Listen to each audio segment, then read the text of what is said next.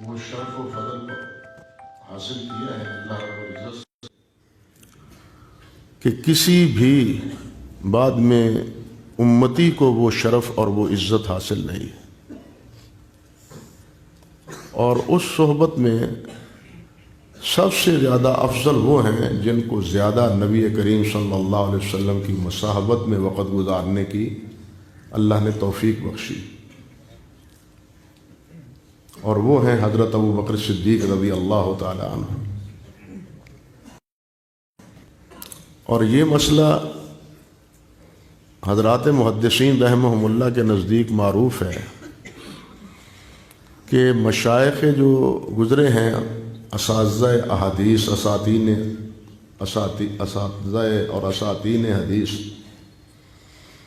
ان میں سے ان کے شاگرد کی روایت راجح قرار دی جاتی ہے جس کو اپنے استاد سے زیادہ مصاحبت کا موقع میسر آیا۔ یہ محدثین کا ایک طے شدہ قاعدہ ہے، اور اس کا نتیجہ بھی وہی صحبت، اپنے مشائخ کے ساتھ زیادہ وقت گزارنا ہے۔ اگر یہ چیز میسر نہ آئے، صحبت صالح میسر نہ آئے، تو انسان کو تنہا وقت گزارنا اس کے لیے بہتر ہے مجلس سو سے، بری مجلس، بری مسابس، شریر لوگوں کی مجلسوں میں بیٹھنے کی بجائے اکیلے بیٹھنا یہ ضروری ہے۔ امام بخاری رحمۃ اللہ علیہ نے بھی اس پر باب باندھا ہے، اور امام خطابی نے تو پوری ایک کتاب لکھی ہے، کتاب الاصلاح۔ اللہ اکبر کبیر۔ اور متنبی کا یہ جملہ تو زبان زد عام ہے علماء کے کہ خیر الجلیس فی الزمان کتاب،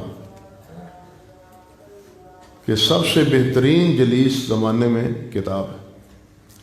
اگر میسر نہ ہو یہ صحبت صالح تو پھر اس کا بدل کتاب ہے۔ صحبت صالح میسر نہ ہو تو پھر اس کا بدل کتاب ہے، اور کتابوں میں بھی سب سے پہلے کتاب کون سی ہے؟ جو اللہ کی کتاب، قرآن مجید۔ بلکہ حقیقت یہی ہے جو اللہ رب العزت نے خود بیان فرمائی ہے کہ یہی کتاب ہے جو لا ریب ہے۔ باقی کوئی کتاب ایسی نہیں ہے جس میں شک و ریب کی گنجائش نہ ہو۔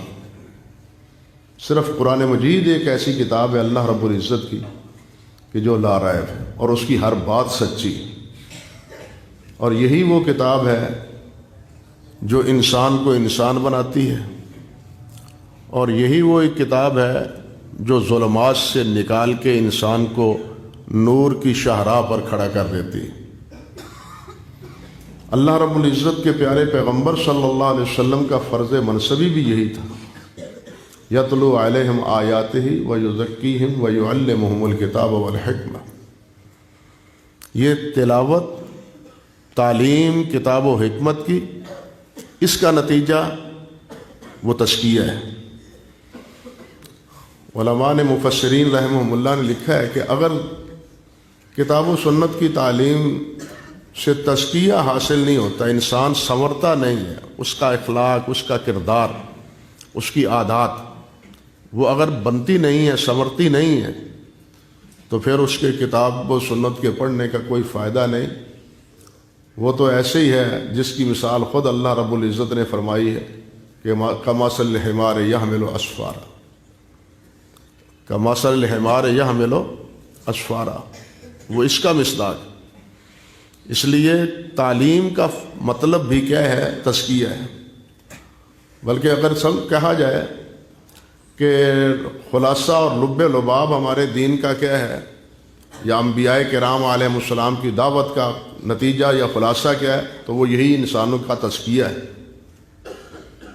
اذهب الى فرعون انه طغى فقل هل لك الى ان تزكى۔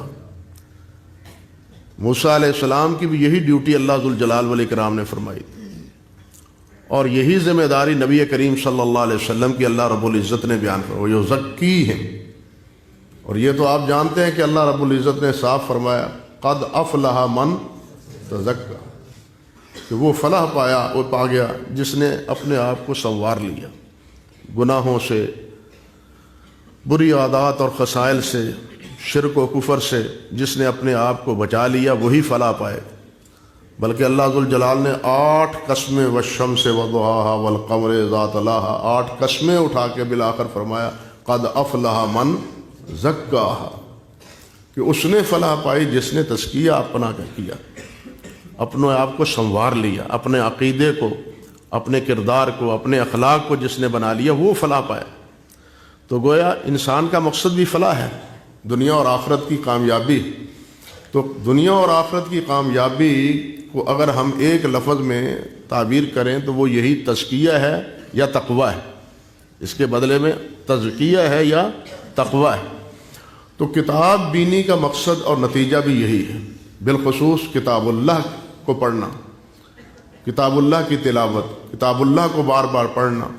اور یہ تو آپ جانتے ہیں کہ ہمارے اسلاف کا جو طریقہ رہا ہے قرآن مجید کے پڑھنے کا، بلکہ ایک محدث کے ذکر میں نے پڑھا، نام تو اس وقت ذہن میں نہیں رہا، وہ کہتے ہیں کہ میں جتنا روزانہ زیادہ قرآن مجید پڑھتا تھا اتنا ہی دین کے باقی کام سر انجام دیتا تھا، اور جس دن اس میں کوتاہی ہو جاتی تھی دین کے باقی کاموں میں بھی مجھ سے تغافل اور کوتاہی ہو جاتی تھی۔ یعنی دین کے باقی کام کو بھی صحیح طور پر ادا کرنے کے لیے ضروری ہے کہ قرآن مجید کی تلاوت کی جائے، اس کا اہتمام کیا جائے اور قرآن مجید کو سمجھا جائے، پھر تلاوت کے ساتھ ساتھ اس کی تعلیم حاصل کی۔ اللہ اکبر۔ اور قرآن مجید کے ساتھ حکمت ہے جس کو ہم سنت اور حدیث کے سے تعبیر کرتے ہیں۔ ہمارا مسلک تو یہی کتاب و سنت، کتاب ہے، کتاب اللہ ہے، اور حدیث رسول، یہ دو ہی چیزیں ہیں۔ ہماری زندگی کا مشن بھی، ہماری دعوت کا خلاصہ بھی یہی دونوں کتابوں پہ۔ اور ان دونوں کتابوں کو سمجھنے سمجھانے کے لیے پھر آگے جو ممد کتابیں ہیں وہ بھی ضروری ہیں۔ ان کتابوں کو سمجھنے کے لیے جو ممد کتابیں ہیں وہ بھی ضروری ہیں۔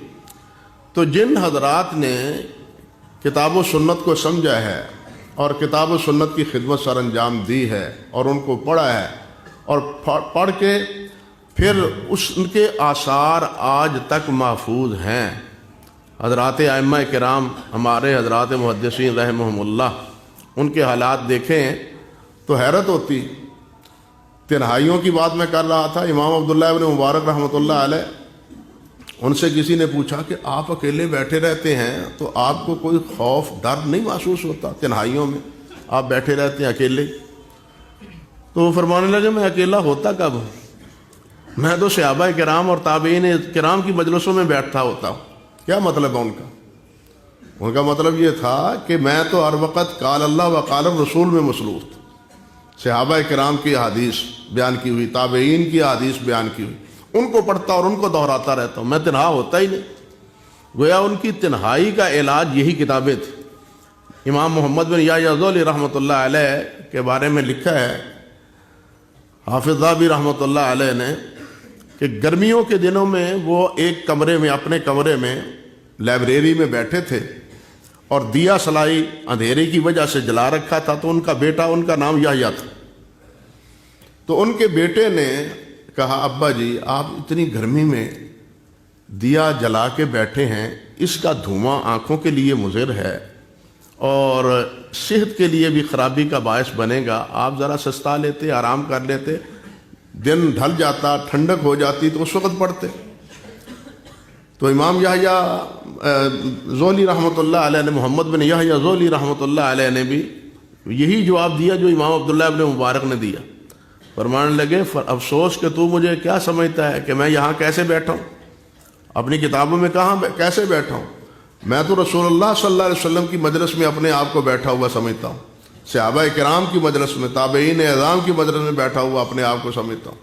تو جب تک یہ لگن اور یہ تاثر نہ ہو تو یہ احادیث کی یا یہ تاریخ کی کتابیں پڑھتے ہوئے بھی لطف نہیں آتا، مزہ نہیں آتا۔ آدمی یہ سمجھے کہ میں قال رسول اللہ صلی اللہ علیہ وسلم پڑھ رہا ہوں تو گویا یہ نبی علیہ الصلوۃ والسلام کے پیارے الفاظ رس گھلے ہوئے وہ میرے کانوں میں پڑھ رہے ہیں، یہ سمجھنا چاہیے۔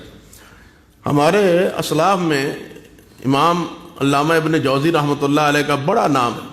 حافظ ذہبی رحمۃ اللہ علیہ نے لکھا ہے کہ 340 کتابیں ہیں تقریباً ان کی.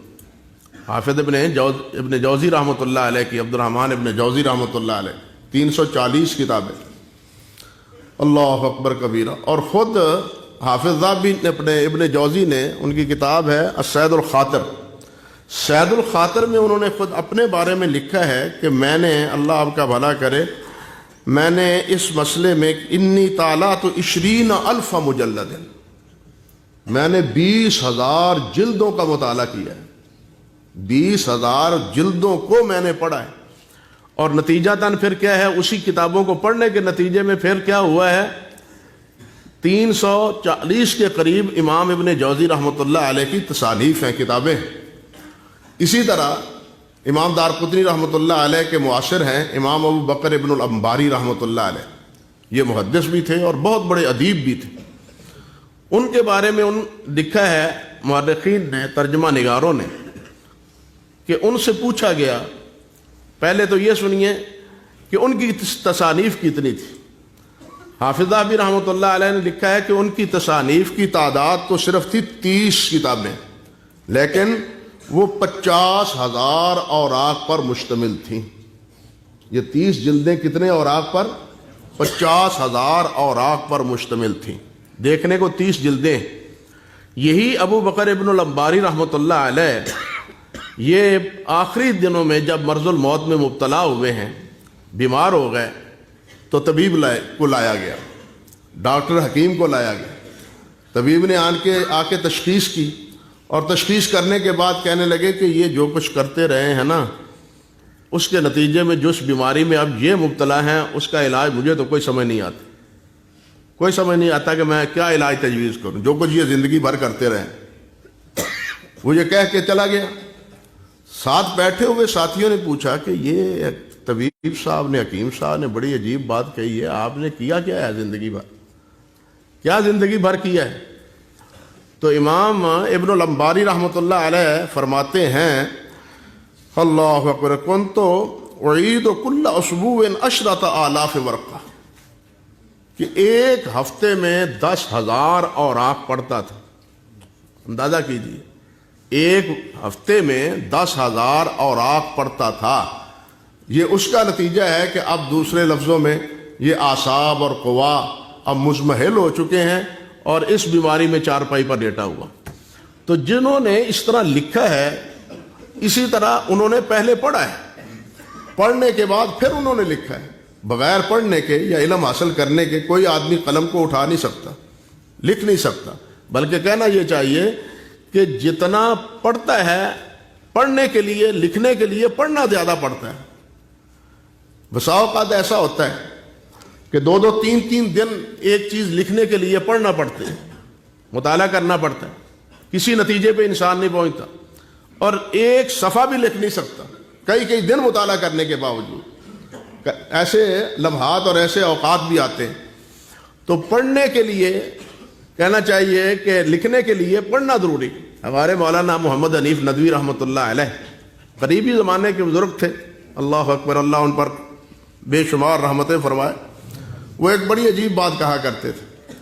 طالب علموں کو یہاں جب ادارے میں تشریف لاتے تو فرمایا کرتے تھے، اتنا پڑھو، اتنا پڑھو، اتنا پڑھو کہ خود بخود کہے آئے.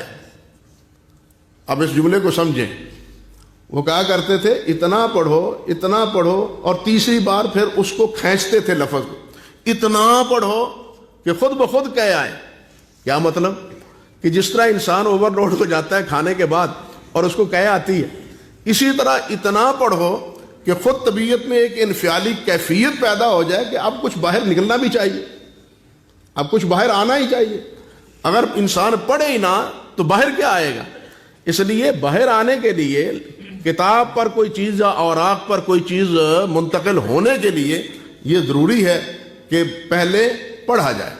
امام راضی رحمۃ اللہ علیہ ہیں، اللہ اکبر کبیرہ، وہ فرماتے ہیں، ان کا جملہ معروف ہے، ابن خلقان نے نقل کیا ہے وفیات میں. وہ فرماتے ہیں ابن امام راضی رحمۃ اللہ علیہ کہ روٹی کھانے کا وقت بھی میرے لیے بہت ہی پریشان کن وقت ہے. کیوں کہ اس وقت میں پڑھ نہیں سکتا، یعنی اس وقت میں پڑھ نہیں سکتا، میرے لیے یہ روٹی کھانے کا وقت جو ہے یہ میرے لیے وقت پریشانی کا موجب بنتا ہے۔ اب امام راضی رحمۃ اللہ علیہ یہ فرماتے ہیں، اپنے وقت کی قدردانی کا اندازہ کیجئے کہ جو کھانا کھاتے ہوئے بھی اس بات کا افسوس کرے کہ میرا یہ کھانے کا وقت ضائع جاتا ہے، اس آدمی کا کام کیا ہوگا۔ امام راضی بہرحال راضی ہیں، ان کی تفسیر کا انداز دیکھیے۔ تفسیر راضی ہے، میں نے دیکھا کہ آپ بھی دیکھیں سورت انفال کے اختتام پر ان کی عادت ہے کہ ہر سورت کے آخر پر لکھ دیتے ہیں کہ یہ سورت کا تفسیر میں نے کس تاریخ کو مکمل کی۔ سورت انفال کے آخر میں وہ لکھتے ہیں کہ 601 ہجری ہے اور رمضان کا مہینہ ہے۔ رمضان کی تاریخ نہیں لکھی، رمضان کا مہینہ ہے اور 601 ہجری۔ پھر آگے سورت توبہ ہے، سورت توبہ کو لکھنے کے بعد وہ فرماتے ہیں کہ آج کیا رمضان ہے، 14 رمضان ہے، 16 رمضان ہے اور 601 ہجری۔ اب ہم کیا سمجھیں کہ سورت توبہ کی تفسیر انہوں نے کتنے دنوں میں لکھی، جبکہ انفال بھی انہوں نے رمضان ہی میں ختم کی، رمضان ہی میں سورت انفال کی تفسیر ختم کی، اور پھر 14 یا 16 ہے یا 14 ہے، اس میں انہوں نے سورت توبہ کی تفسیر مکمل کی۔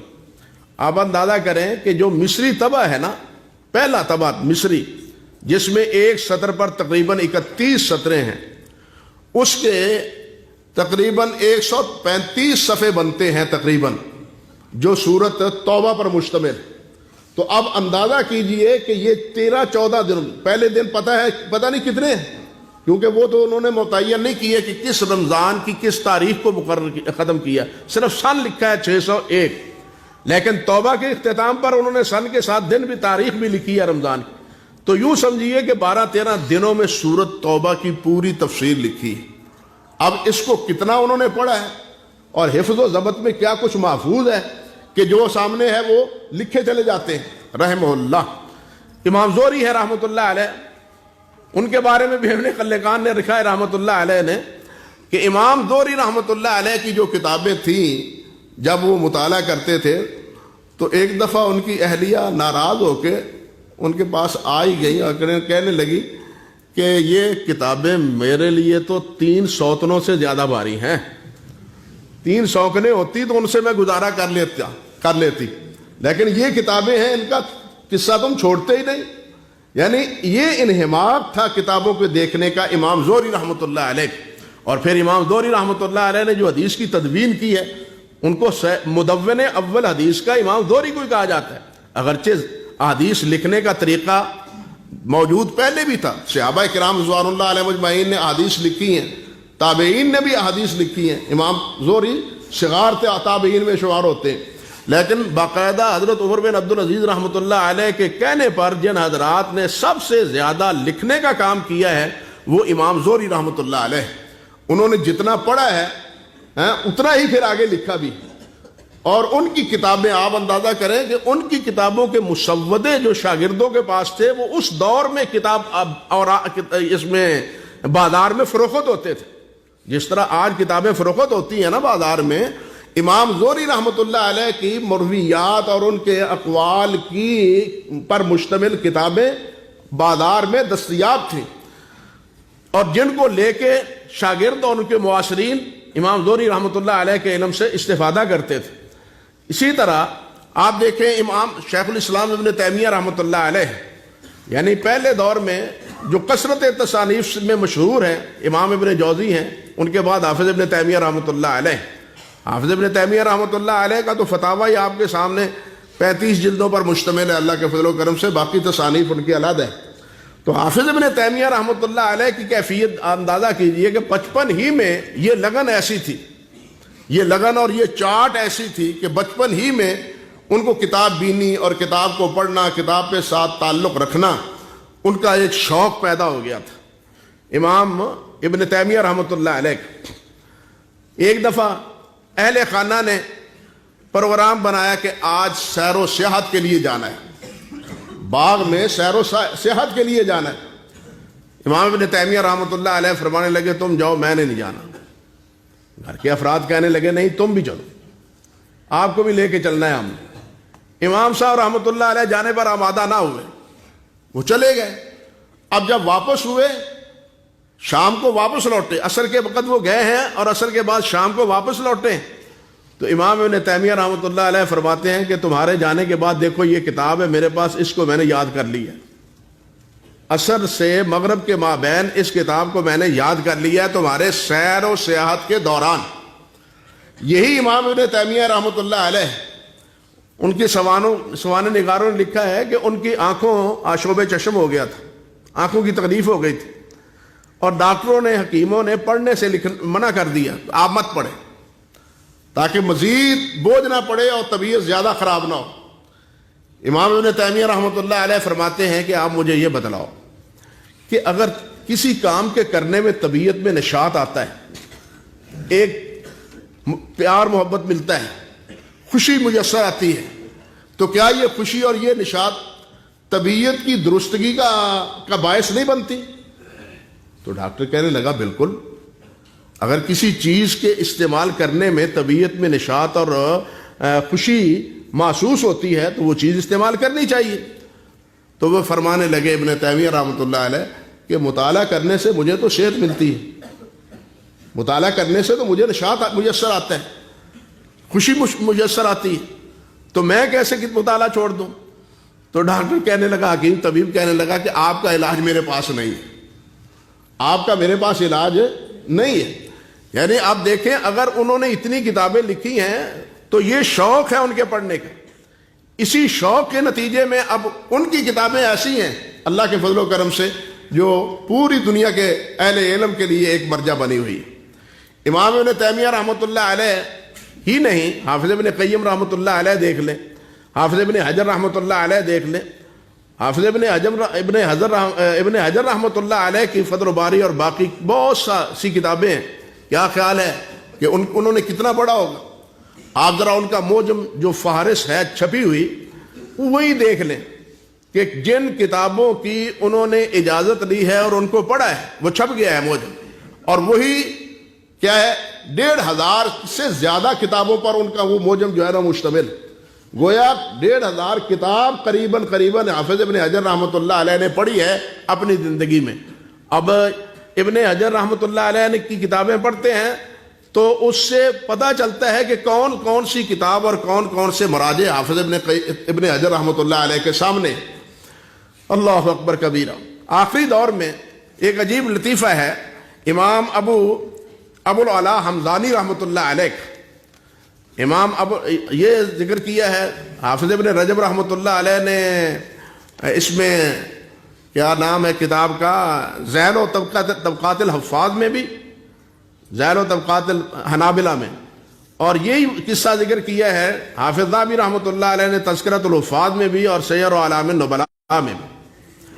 کتابوں کے شوق کا عالم دیکھیے کہ امام ابو العلا حمزانی رحمۃ اللہ علیہ، حسین بن محمد ان کا نام تھا، ان کو بغداد میں پتہ چلا، حمزان کے رہنے والے تھے، بغداد میں آئے ہوئے تھے، بغداد میں انہیں پتہ چلا کہ شیخ ابن الجوالیکی کی کچھ کتابیں ہیں جو برائے فروخت بازار میں پڑی، اور لوگ کہہ رہے ہیں بھئی یہ ابن جوالیکی کی کتابیں ہیں، کسی نے خریدنی ہے تو لے لے۔ ان کے کانوں میں یہ بھنک پڑی تو یہ وہاں پہنچ گئے اور جا کے کتابوں کی قیمت کا سودا طے کرنے لگے۔ اب بالآخر بعض نے کوئی قیمت لگائی، کسی نے کوئی قیمت لگائی، تو امام حمزانی رحمۃ اللہ علیہ نے بالآخر ان کتابوں کی قیمت 60 دینار مقرر، سونے کے 60 ہے سکے، 60 دینار مقرر کی۔ تو فروخت کرنے والے نے جناب کہا ٹھیک ہے جی 60 دینار تمہارے ہوئے، ہمیں یہ سودا قبول ہے۔ وہ فرمانے لگے آپ 60 دینار تو میں دوں گا، لیکن دوں گا اگلی جمعرات کو، آج میرے پاس نہیں ہے، سودا میرا ہو گیا، سودا پکا ہے، اور یہ میں دوں گا اگلی جمعرات کو اس کی قیمت۔ اب ہوا کیا، امام ابو العلا حمزانی بغداد سے واپس چلتے ہیں اپنے حمزان میں، اپنے شہر میں آتے ہیں، وہاں ان کا مکان تھا، گھر تھا، وہاں ان کا گھر تھا. اپنے ایک دوست کو کہتے ہیں کہ میرا گھر فروخت کر دو، میں اپنا گھر فروخت کرنا چاہتا ہوں. اب لوگوں کے ہاں اطلاع دی، لوگوں کو بتلایا کہ بھائی یہ گھر ہے فروخت کے لیے، کوئی لینا چاہتا ہے. خریدار آ گئے، قیمت لگاتے لگاتے قیمت پہنچ گئی اتفاقاً 60 دینار پر ہی. گھر کی قیمت بھی 60 دینار پر. یہ کہتے ہیں بس ٹھیک ہے 60 دینار میں فروخت کر لو. وہ کہنے لگے ٹھہر جاؤ، اس کی قیمت اور بڑھ جائے گی، ایک آدھا دن ٹھہر جاؤ، قیمت اور بڑھ جائے گی. حمدانی فرماتے ہیں رحمۃ اللہ علیہ، نہیں بس تم فروخت کر دو، پیسے مجھے دو، تم فروخت کر دو، پیسے مجھے اس کو کہو کہ دے اور مجھے دے پیسے. چنانچہ وہ اپنا گھر 60 دینار کو انہوں نے فروخت کیا، جو کہ اس سے زیادہ قیمت اس سے میسر آ سکتی تھی، سمجھے نا. اب وہ 60 دینار لے کے اللہ اکبر کبیرہ یہ پہنچتے ہیں پھر دوبارہ بغداد، اور اگلی جمعرات جو وعدہ کر کے گئے تھے اسی وعدے پر وہ 60 دینار دے کے وہ کتابیں خرید لیتے. یہ ہے کتابوں کی محبت. اور پھر اتفاق کی بات یہ کہ وہ فوت ہوئے، تو فوت ہونے کے بعد انہیں ایک ساتھی نے دیکھا خواب میں کہ جنت میں ایک کمرہ ہے بہت خوبصورت، اور اس کے ارد گرد پورے چاروں طرف کتابیں ہی کتابیں اٹی ہوئی پڑی ہیں، الماریوں میں کتابیں لگی ہوئی ہیں، اور درمیان میں یہی شیخ حمدانی کتابیں پڑھ رہے ہیں، جنت میں بیٹھے ہوئے یہ کتابیں پڑھ رہے ہیں. اللہ اکبر کبیرہ. اب پوچھا ان سے یہاں آپ یہ کتابیں پڑھ رہے ہیں جنت میں آ کے؟ کہنے لگے کہ میں نے اللہ ذوالجلال والاکرام سے دعا کی تھی کہ یا اللہ میرا دنیا میں جو سب سے بڑا شوق تھا نا کتابیں پڑھنے کا، وہ جنت میں بھی پورا کر، جنت میں بھی پورا. چنانچہ اللہ ذوالجلال نے یہ کتابیں بھی مہیا کر دی ہیں اور میں جنت میں کتابیں پڑھ رہا ہوں. یعنی یہ شوق اگر انسان کو سما جائے تو پھر انسان کھاتا ہوا بھی، پیتا ہوا بھی، چلتا پھرتا بھی پھر اس سے جدا نہیں ہوتا. امام ابو العباس سالم رحمۃ اللہ علیہ لغت کے بہت بڑے امام، 91 سال ان کی عمر تھی جب ان کا انتقال ہوا. وہ جمعے کے روز جمعے کی نماز پڑھنے کے بعد گھر کے لیے کی طرف جا رہے ہیں، اور راستے میں جاتے جاتے کتاب بھی پڑھتے جا رہے ہیں، چلتے جا رہے ہیں اور کتاب بھی پڑھتے جا رہے ہیں. اب اسی میں یعنی چلتے چلتے کیا ہوا، ایک گھوڑا آیا، سوار آیا، اس نے زیادہ احتیاط نہ کی. امام ابو العباس سالم رحمۃ اللہ علیہ کو اس گھوڑے کا دھکا لگا، تو زمین پر گرے اور بے ہوش ہو گئے. امام ابو سالم زمین پر گرے اور بے ہوش ہو گئے. اللہ اکبر کبیرہ. اب آپ اور اسی بے ہوشی کے نتیجے میں بالآخر امام سالم رحمۃ اللہ علیہ انتقال کر گئے.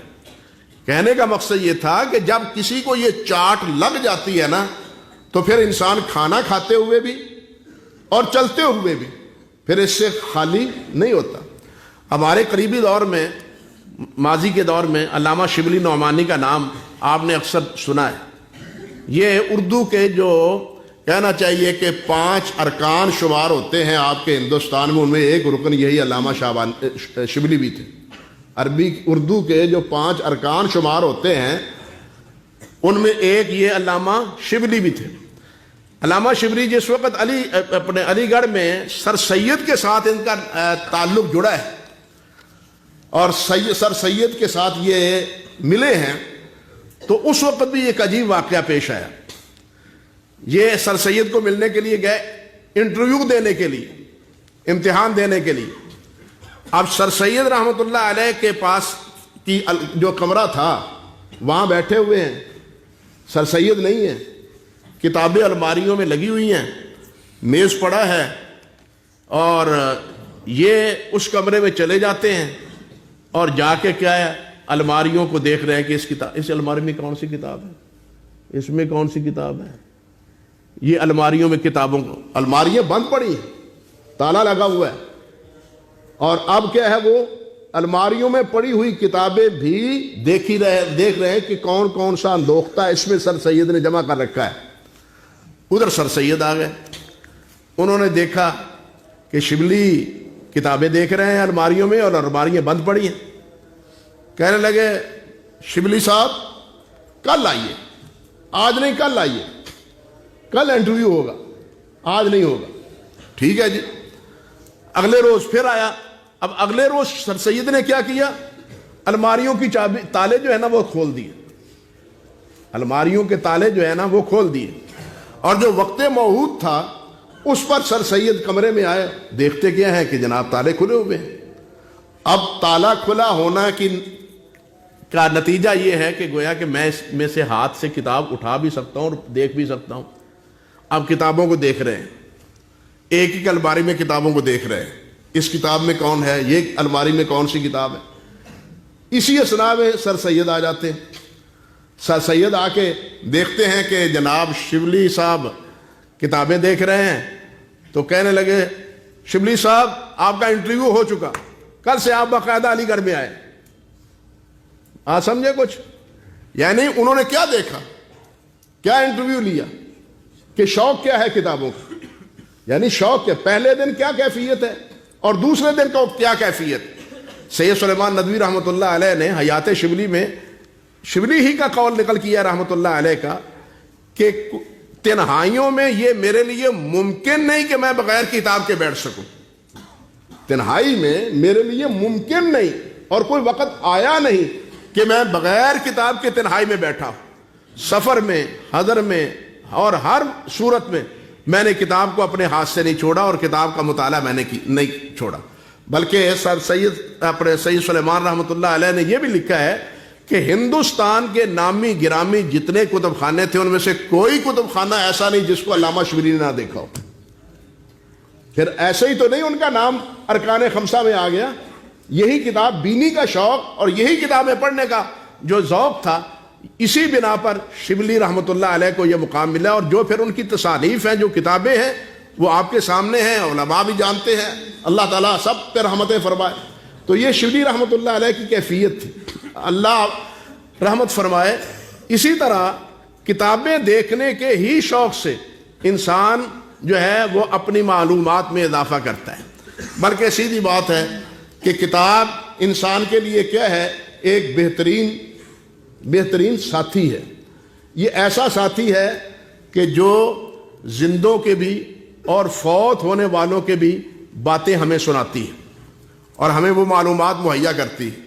یہ کتاب ایسی ساتھی ہے کہ اس کے ساتھ دل لگانے سے انسان غیبت سے بھی بچ جاتا ہے، چغلی سے بھی بچ جاتا ہے اور وقت کے ضیاع سے بھی بچ جاتا ہے اس کتاب بینی کے ذوق سے۔ ہمارے مولانا عطا اللہ صاحب رحمۃ اللہ علیہ وہ فرمایا کرتے تھے کہ انسان کو ٹھرکی ہونا چاہیے، لفظ بولتے تھے ٹھرکی، لفظ ہے تو ایسا ہی کہ اس پر مسکرانا ہی چاہیے، جیسے آپ مسکرا رہے ہیں، کہ انسان کو جب تک یہ ٹھرک نہ لگے نا اس وقت تک انسان جو ہے نا اس کے پڑھنے پڑھانے کا کوئی فائدہ نہیں۔ تو یہ ٹھرک لگ جائے تو پھر سب کچھ خیر ہے، پھر کتاب انسان خود مہیا بھی کرتا ہے، خریدتا بھی ہے، اس کو پڑھتا بھی ہے۔ اللہ سبحانہ و تعالیٰ یہی کتاب کے ساتھ ٹھرک ہمارا پیدا کر دے، ہمارا یہ ٹھرک کتابوں کے ساتھ پیدا کر دے۔ اور یہ بات میں آپ سے عرض کرنی چاہتا ہوں کہ کتاب جو بھی آپ دیکھیں، کوئی کتاب ایسی نہیں ہونی چاہیے کہ جس کو آپ دیکھیں اگر آپ کے پاس اس کے پڑھنے کا ابھی وقت نہیں ہے تو کم سے کم اس کی فہرست ضرور دیکھیں کہ اس کتاب کا موضوع کیا ہے، اس کتاب میں کیا لکھا ہے۔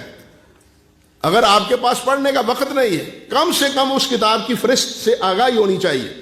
دیکھیے، طبیب کے پاس نسخے پڑے ہیں، دوائیاں پڑی ہیں، اگر اس کو یہ پتہ نہیں ہے کہ یہ دوائی کہاں استعمال ہونی ہے، کس مرض کے لیے مفید ہے، تو اس دوائی پڑی کا کوئی فائدہ ہے؟ کوئی فائدہ نہیں نا۔ اسی طرح کتابوں سے الماریاں اٹی پڑی ہیں، بھری پڑی ہیں، لیکن اگر آپ کو یہ علم نہیں ہے کہ اس میں سے یہ کتاب ہمارے کس موضوع سے تعلق رکھتی ہے، ہمیں فلاں چیز کی ضرورت ہے، فلاں علم کی ضرورت ہے، فلاں مسئلے کی ضرورت ہے، آپ کو یہ نہیں پتا کہ یہ مسئلہ کس کتاب سے حل ہوگا، تو الماریوں میں پڑی ہوئی آپ کے گھر میں یا آپ کے جامعہ میں کتابیں آپ کے لیے کوئی رہنمائی نہیں کریں گی۔ اس کے لیے بہتر طریقہ یہ ہے کہ آپ الماریاں دیکھیں اور ان کی کم سے کم پڑھنے کا جو موقع ہے وہ تو ہے ہی، کم سے کم اس کی فہرست سے آگاہی حاصل کریں۔ اور یہ بھی میں آپ سے عرض کر دوں کہ اس وقت آپ کے پڑھنے کا وقت ہے، اللہ آپ کو توفیق عطا فرمائے. یہ آپ کے پڑھنے کا وقت ہے. ایک وقت ایسا آئے گا کہ آپ کو پڑھنے کا وقت نہیں میسر آئے گا. آپ اپنے شیوخ سے پڑھیں, پوچھیں, وہ میری اس بات کی تصدیق کریں گے کہ جب آپ پر ذمہ داریاں پڑیں گی تو آپ ان ذمہ داریوں کو ہی نبھا سکیں گے. زائد مطالعہ کرنے کی آپ کے پاس فرصت ہی نہیں ہوگی. اس لیے جتنا خزانہ اب جمع کر لیں گے یہ آپ کے بڑھاپے میں کام آئے گا. وہ ہمارے بزرگ کہا کرتے تھے بچپن میں, او پترا کچھ کھالا, او کھالا, ایک کھادا کام آئے گا. کہتے تھے نا, او بیٹا کھا لو, یہ کھایا ہوا کام آئے گا تمہیں. اسی سے جوانی ہوتی ہے, انسان کو توانائی ملتی. بالکل اسی طرح میں کہتا ہوں کہ اس دور میں ہضم کر لو, پڑھ لو. جتنا پڑھ لو گے یہ بعد کے دور میں کام آئے گا. جتنا اب آپ اگر اس سے بے نیازی اختیار کریں گے تو بعد میں اگر کوئی کام کرنا بھی پڑا آپ کو تو آپ ان کتابوں کو سے پھر محروم ہی رہیں گے, ان سے استفادہ کما حقوق کر نہیں پائیں گے. آپ کے پاس وقت ہی نہیں ہوگا ان کتابوں کو ہاتھ لگانے کا. اس لیے جتنا ہو سکتا ہے آپ اپنے وقت کو غنیمت جانیں اور اس کتاب بینی کا شوق پیدا ہی نہ ہو بلکہ کتاب کا شوق پیدا ہونے کے ساتھ ساتھ اس کو پڑھیں بھی. اللہ سبحانہ و تعالی مجھے بھی اس کی توفیق عطا فرمائے اور آپ کو بھی اس کی توفیق عطا فرمائے. انہی چند گزارشات پر اکتفا کرتا ہوں. اقول قولی ھذا استغفر اللہ لی ولکم ولسائر المسلمین.